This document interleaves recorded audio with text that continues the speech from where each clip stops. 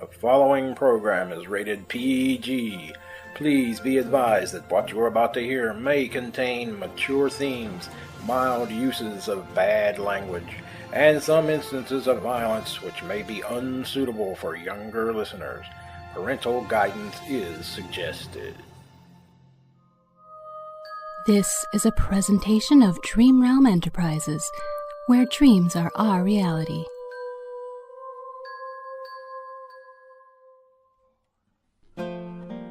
Welcome, friends, to the latest chapter of our series, Magic, Monsters, and Mayhem.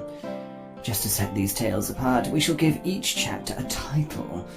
This week's misadventure shall be referred henceforth as the Adventure of the Frozen Lens. And that is exactly where our heroes find themselves, quite unhappily, in the freezing cold of the wintry region of the world, which does indeed have a much more imaginative name than simply the Frozen Lands.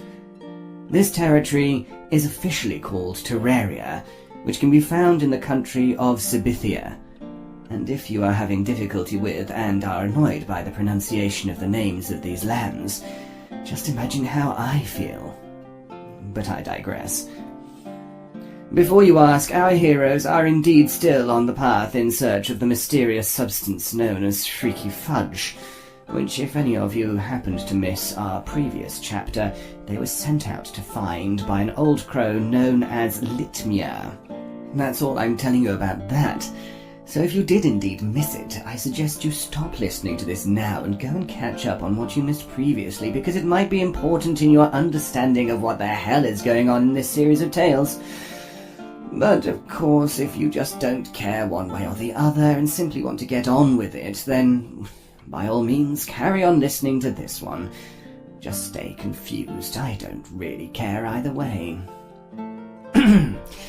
Anyway, whilst in the village of Everlasting Dullness, or Plainville as it is actually called, our intrepid band of adventurers heard tell that there could, in fact, be a small supply of Freaky Fudge somewhere within the Frozen Lands, possibly somewhere near Castle Thornhill, which happens to be the castle inhabited by the monarch of this land, Queen Missipia. I know, I don't come up with these names, but sadly I have to impart them to you, dear listener, so please, don't shoot the messenger. And so, our adventurers now find themselves in the midst of the worst blizzard Terraria has ever seen, though not all of them are happy about it, as you will soon learn in exceedingly boring detail. I don't think I can go any further. It's so bloody cold and me nipples are frozen. So are mine. Yes, I know. I can tell. Woo! Best day of this quest so far. Eyes up here, pretty boy. Stop looking at my chest all the time. Impossible, Rosa, especially in this cold. I mean, wow. Let me put it another way, Brett. If you don't stop looking at my chest, I'll cut off appendages you may consider useful. Understand? Fine. But you can't blame a guy, honestly. I really don't know what all the fuss is about. I'm rather enjoying the weather. It's so bracing. Bracing? It's bloody freezing, you old windbag. Oh, no, I was born in these parts. I'd rather enjoy the cold. I'm surprised you can remember that far back, wizard. Oh, very funny, dwarf. I'm only 203, you know. That's young for a mage of the first ranking. Mage of the first ranking? You? Never! You got to be kidding. Pardon me, dwarf. I should know my own ranking. I've no doubt you know your own ranking, but I'm also convinced you're lying through your teeth about it. Now, boys, enough. It's far too cold to bicker. Well, that we can agree upon. Perhaps, only slightly, though. Are you just thick of skin or hard of head, wizard? I take exception to that. Boys, can we please concentrate on the matter at hand, rather than sniping back and forth at one another? We are on a quest, you know. Now, does anyone know if we're even close to Queen Missipia's castle? I know, You do, Musclehead? How so, if I may ask? because I spy it just up yonder on that mountaintop. So it is. It's up there, right enough. Wonderful. So, we have to scale the mountain to get there from here. Surely there is a simpler way to reach it. Well, had we come from the south, dear Rosa, we'd have far less treacherous terrain to traverse. I bet you couldn't say that 3 times in a rapid succession, Lenny. I could give it a try. Don't even think about it. Come on then. We have a mountain to climb. Who wants to give me the first hoist? I'd like that honor. No, thank you. How about you, Greybeard? But Gawain's the one with all the muscles. And he's all hands as well, if you know what I mean. I see your point. Come on then. I'll give you a leg up. Not fair, I tell you. Not fair at all.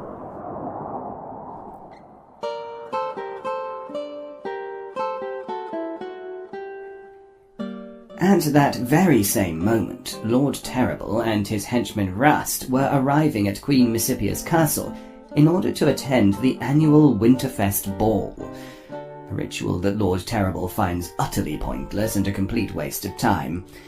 However, this year he would see a possible purpose in it, as you will soon learn.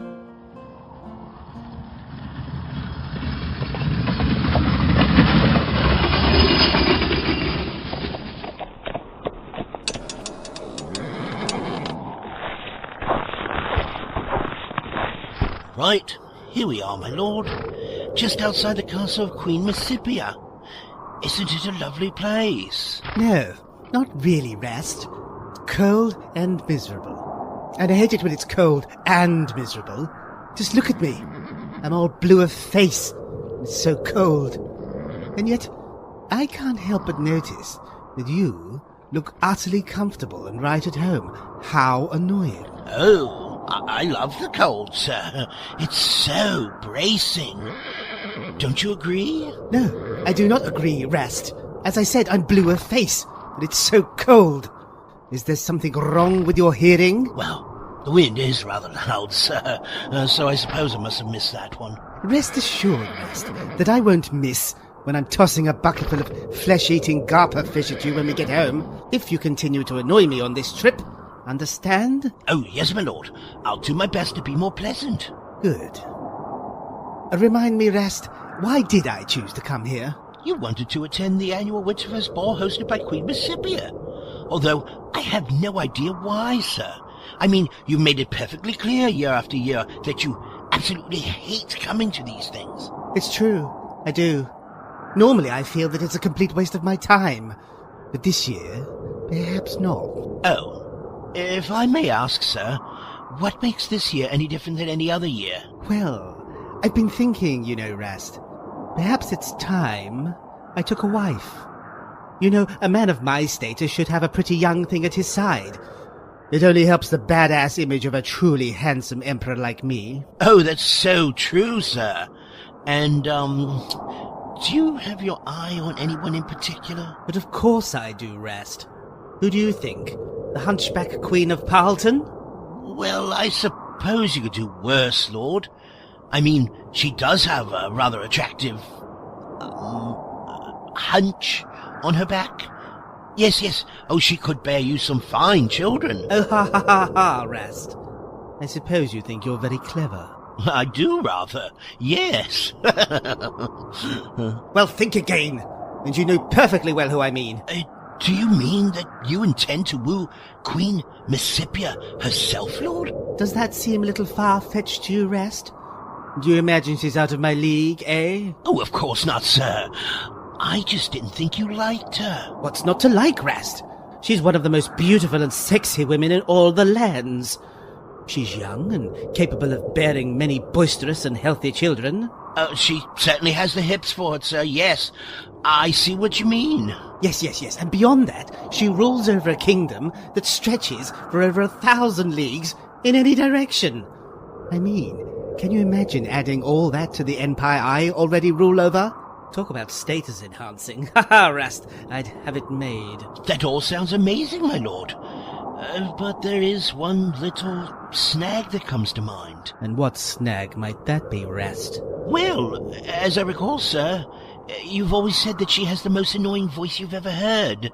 In fact, I recall last year you commented that if you ever had to be in the same room with that woman, that you'd stick hot pokers in both your ears, sir. That is the downside, yes, but have you seen that chest of hers?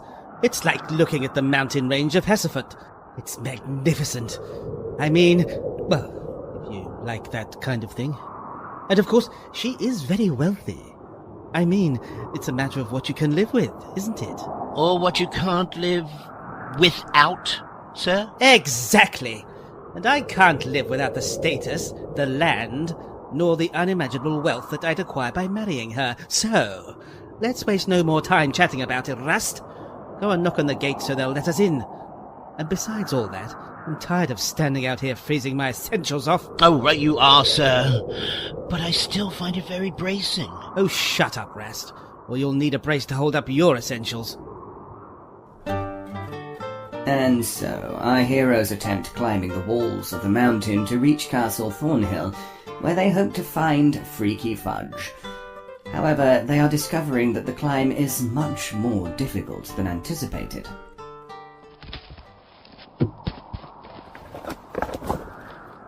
Well, this is a much more difficult climb than I anticipated. Really? You don't say, Dwarf.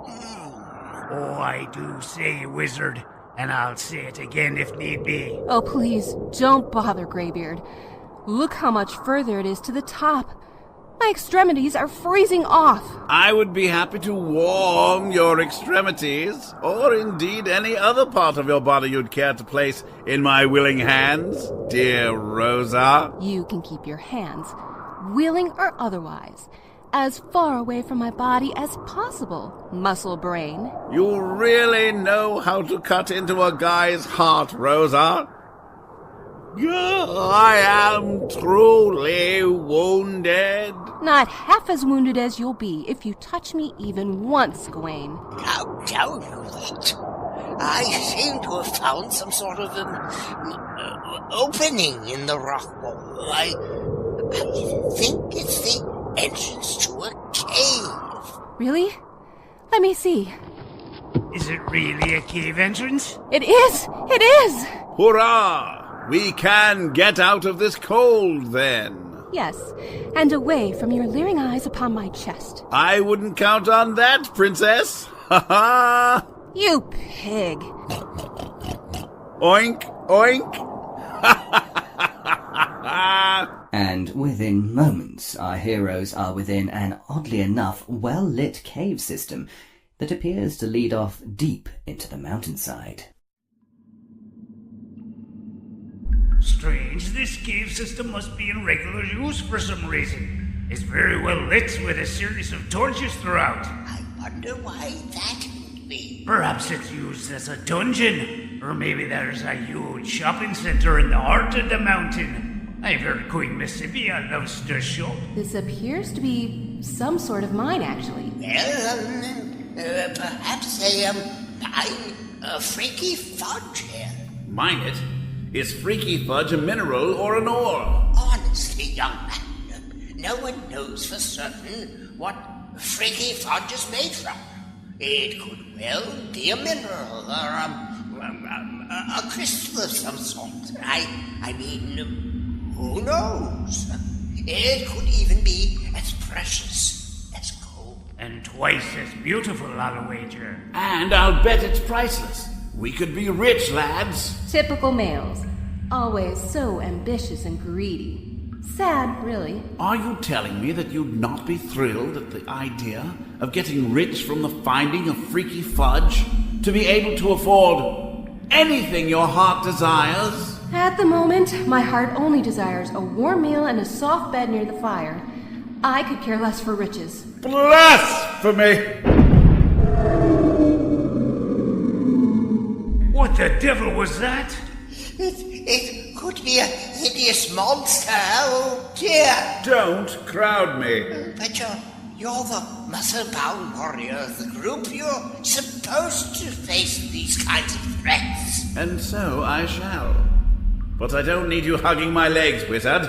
I mean, be a man after all. I thought that'd be the man stuff to you and the dwarf.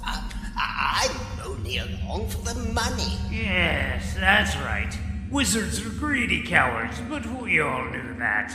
Insults. That's all I ever get. Nothing but insults.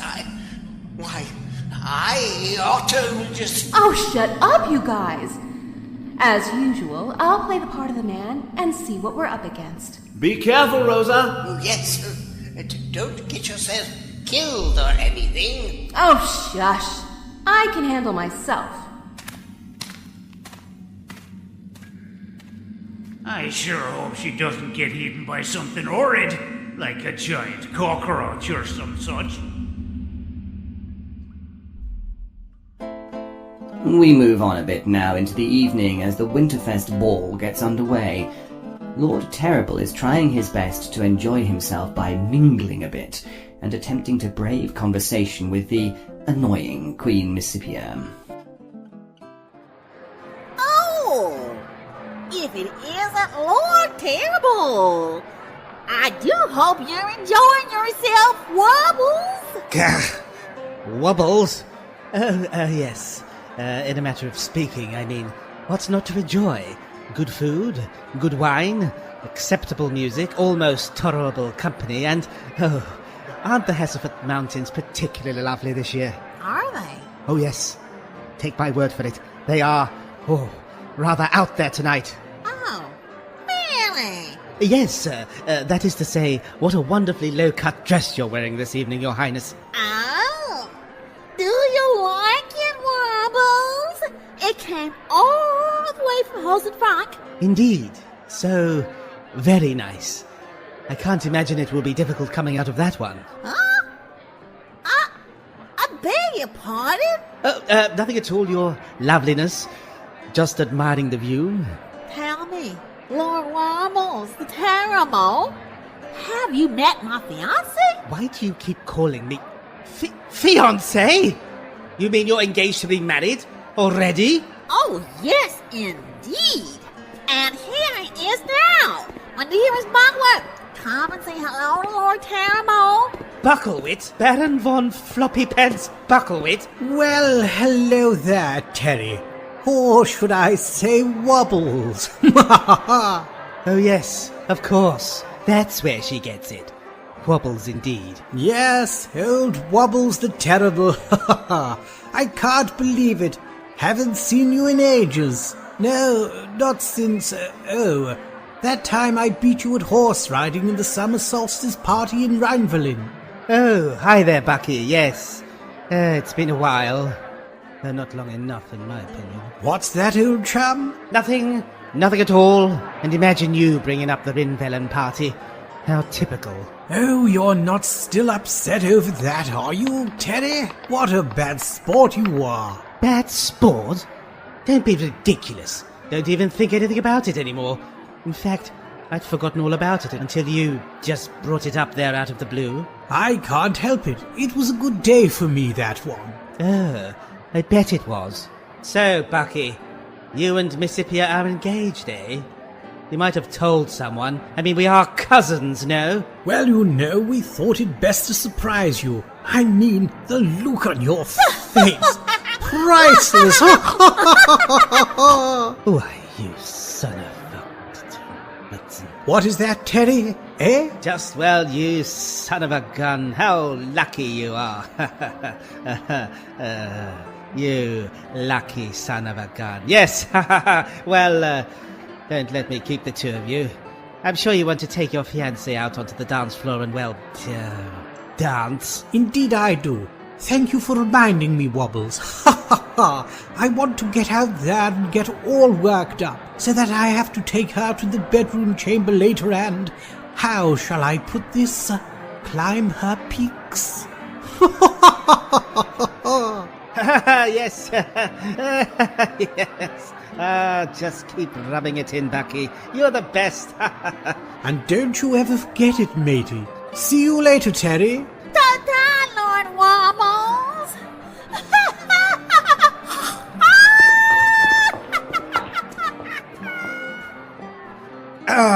Simply dreadful.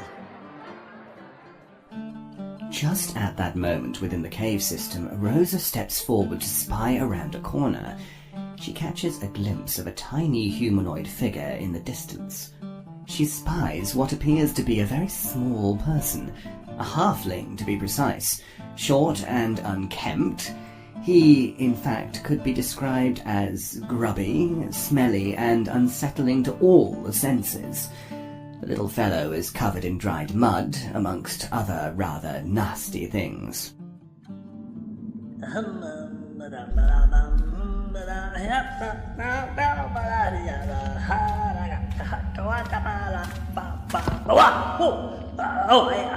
there. I didn't realize anyone else was within these caves.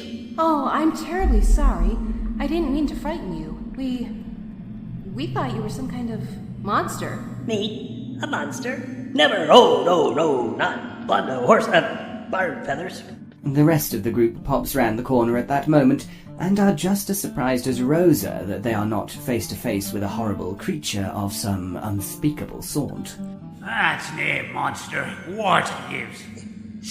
Oh, it may not be a monster, but it certainly has a monstrous stench about it.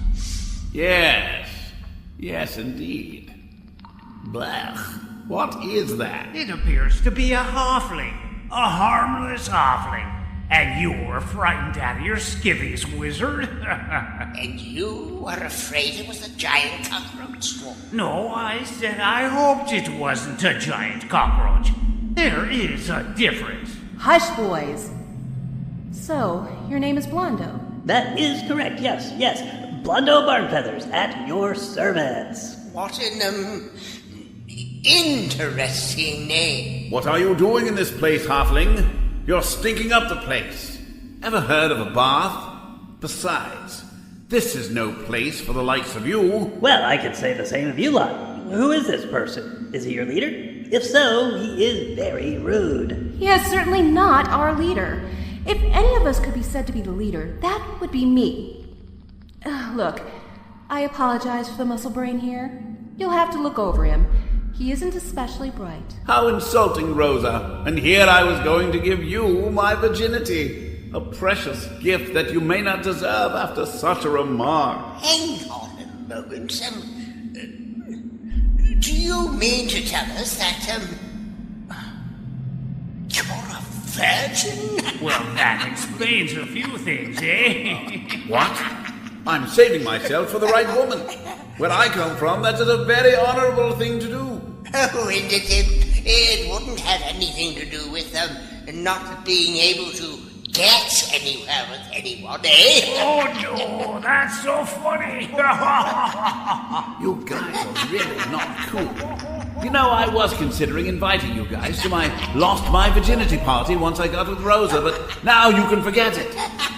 Oh, fine. Keep laughing. It's so funny. Ha ha ha ha.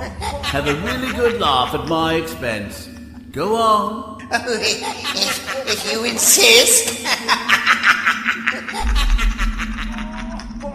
You actually hang out with these guys? We're on this sort of quest thingy together. It's a long story. It'd have to be. Oh, yes, a very long story. But the long and short of it is that we're looking for something called Freaky Fudge. Seen any about? You mean that magical stuff that witches and old crones seek? Yes, that's it. No, you'll not find any here. Really? Because we were told that we might find some here about somewhere in Terraria or perhaps in the possession of Queen Missipia. Nah, who told you that? We heard it in Plainsville. Yes, some folks in the pub there told us about it. You came all the way here to Terraria in search of Freaky Fudge based on something told to you in a pub in Plainsville Village. Oh, that's a good one. No. That's really how it happened. And you actually fell for it? Are you suggesting that someone lied to us? Well, somebody certainly played a bloody prank on you. And I bet it was old Blather Horseball, wasn't it? And how did you know that, little fellow? Oh, I know Blather rather well. He's the biggest teller of tales in all the lands. He'll send you on a goose chase right enough. Just for a laugh, mind. That is unheard of. I mean, I have never been so insulted in all my life. Then you don't get out much, do ya? I beg your pardon. No, don't take it the wrong way now. I just mean, when you're out adventuring, you have to expect some false leads. And a bit of ribbing now and then. It's just how folks cope, isn't it? Cope? Yeah, you know, some folks just like to have a laugh, that's all. Nothing like a good laugh. At others' expense? Sure, happens all the time. This is really unacceptable. Oh, you'll have to develop some mighty thick skin if you're going to be out there in the world, you know. Or at least hire yourself a guide to assist you when you're questing about. Or talking to folks who aren't normally used to talking to, you know, just to know who is on the up and who isn't. The wee halfling, they have a point, you know. Yes, sounds like good advice to me. Very good advice. No one even asked you, Gawain. Someone's hot under the collar. And boy, are you beautiful when you're angry, Rosa, my dear. Oh, hush. You're just irritated because you were the butt of someone's joke. Well, it doesn't exactly make me happy. I mean, we won't get very far on this quest if we're constantly the butt of others' jokes. Now, will we? The muscle brain has a point, what must it is? So what do you think of the halfling's point, eh, Rosa? I suppose it has some merit. Okay then, you're hired. Hey, wait a minute. Who said I was even offering my services? And besides that, what would the position pay? Well, I suppose you'd get an average rate. Say, 1/5 our final payment for this quest. Hey, wait a minute. Does that mean we each now take a cut in our final payout to allow for this addition to our group? Perhaps we'll take it out of, your cut, eh, friends? Not a chance, wizard. Then it's settled. We each take 1/5. You're hired, Blondo, if you accept the job. What do you say? Well, I suppose I could think about it. Maybe I'll tag along with you lot for a while, and we'll see how it goes, eh? Sounds fair. Then I'm in. Welcome to the party, halfling. If only it was as much fun as that makes it sound. And so our heroes add a new member to their group. But will they come to regret or rejoice their decision? We shall find out in future chapters.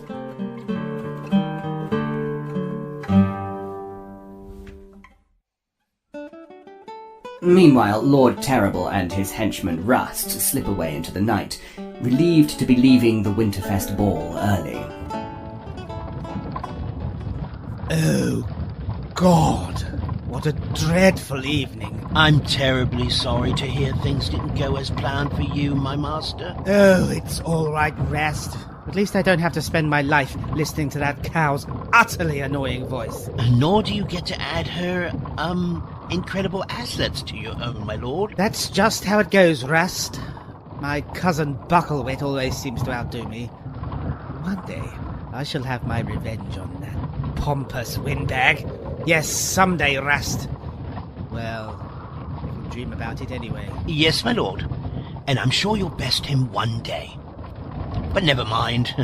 At least you still have me. Tell me, Rust, in what pathetic, unhinged sector of your tiny little brain does that sound like a real consolation prize, eh? Oh, no, lord. Have I upset you? Shall I get the hot pokers out the moment we get home? No, Rust, it's all right. I'll forgive you this time. Oh, thank you, Lord. I really appreciate that. It's all right. Think nothing of it. Right now, I just want to sit back and take a nap. Wake me up when we get home. Oh, yes, of course, sir. Lord? Yes, Rust, what is it? Would you like a little cuddle? Rest, on second thoughts, yes. I think you should get the hot pokers out when we get home. Dear listeners, you have been listening to Magic, Monsters, and Mayhem, Chapter 2, The Frozen Lands, which was written by Jonathan Patrick Russell. This installment starred, in order of appearance, David Alt as Stephen the Sprite, Dave Weaver as Greybeard the Dwarf, Deborah Adams as Rosa Dunhelm, Pete Lutz as Brett Gawain, Jeff Niles as Waldo Riddendorf, Victor Aurelius as Rost, Joel Nisbet as Lord Terrible, Stefania Lintonbon as Queen Missipia, Steve White as Count Von Bucklewit, and introducing into the regular cast, Wayne Hayward as Blondo Bonfeathers. The Magic, Monsters, and Mayhem theme tune was composed and performed by Tom Rory Parsons. The incidental music used in this program can be found at jsales.com. The post-production editor was Jeff Niles. The series creator, sound designer, script editor, producer, and director was Jonathan Patrick Russell. The copyright for Magic, Monsters, and Mayhem is held by Dream Realm Enterprises. Any rebroadcast or reproduction of this program without the express written permission of Dream Realm Enterprises is strictly prohibited. We thank you for listening to our program, and we invite you to visit us on the web at dreamrealmsite.com. And if you'd like to email us with any of your comments or questions, you may do so at darkbuilding1@yahoo.com. We invite you to tune in to Chapter 3 of our story coming soon, which is titled The Death of Greybeard. That is when our heroes face their greatest threat so far, so please do not miss it. Until then, we bid you, dear listener, good journey.